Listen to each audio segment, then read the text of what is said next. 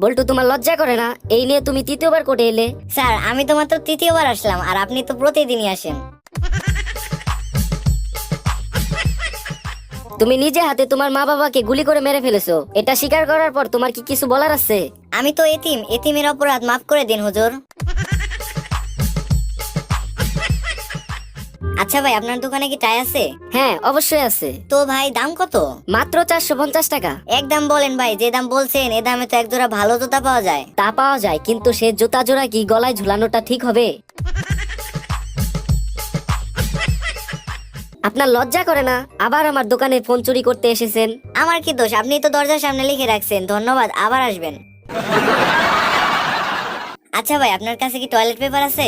না ভাই, toilet paper আজকেই শেষ হয়ে গেছে, এখন সিরিজ পেপার আছে, এটা দিয়ে কাজ চালিয়ে যান, কাল টয়লেট পেপার এনে দেবো।